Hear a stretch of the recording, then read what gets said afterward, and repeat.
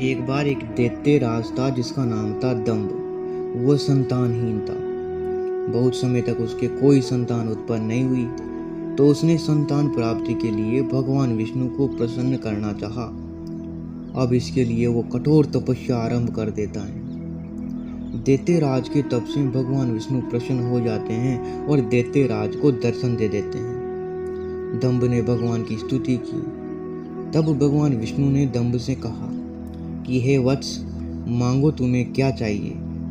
दंभ ने भगवान से कहा कि प्रभु, यदि आप मुझसे प्रसन्न हैं तो मुझे अपने समान तेजस्वी और बलवान पुत्र का वरदान दीजिए, जो तीनों लोकों में अजय हो, पराक्रमी हो।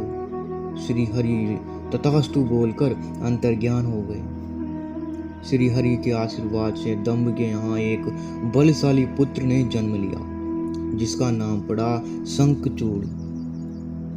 आरंभ में शंखचूड़ बहुत ही धर्मवान था।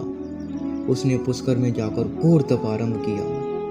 उसके इस घोर तप को देखकर ब्रह्मा जी प्रसन्न हो गए। ब्रह्मा जी ने कहा कि हे वत्स, मांग, तुझे क्या मांगना है। शंखचूड़ ने ब्रह्मा जी से वर मांगा कि वह देवताओं के लिए अजय हो जाए। ब्रह्मा जी ने शंखचूड़ को इच्छित वरदान के साथ साथ ही नारायण कवच भी प्रदान कर दिया। अब शंखचूड़ तीनों लोकों में अजय हो गया था।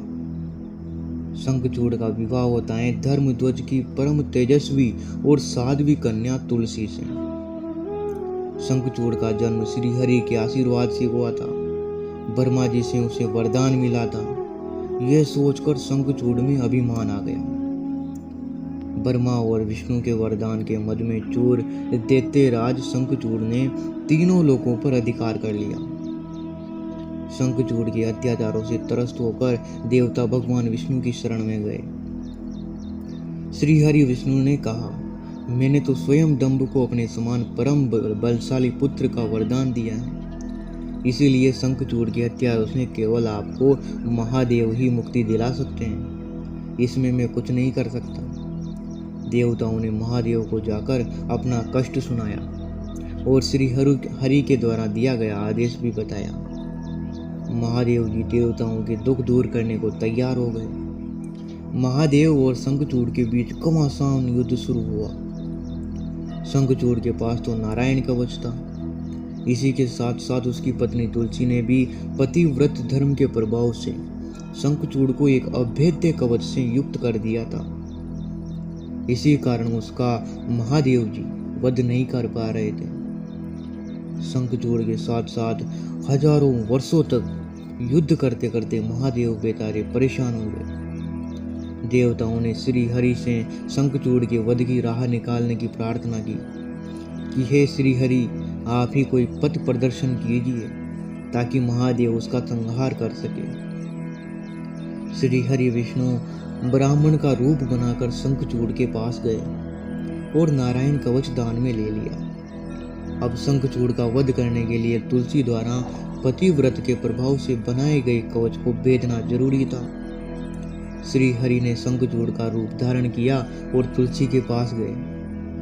हजारों वर्षों के बाद पति को लौटता देखकर तुलसी तो प्रसन्न हो गई और पति के साथ पत्नी समान आचरण किया। तुलसी का पतिव्रत खंडित हो गया। इसके खंडित होते ही कवच भी समाप्त हो गया। अब महादेव ने त्रिशूल के प्रहार से शंखचूड़ का वध कर दिया।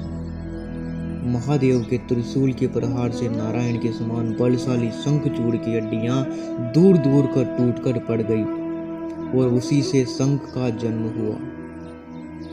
शंखचूड़ विष्णु का भक्त था, इसीलिए श्री हरि एवं अन्य देवताओं को शंख से जल चढ़ाने का विधान है। लेकिन महादेव जी ने उनका वध किया था, इसीलिए उन्हें शंख से जलाभिषेक करना निषिद्ध है। इसी कारण आज शिव जी को शंख से जल नहीं चढ़ाया जाता।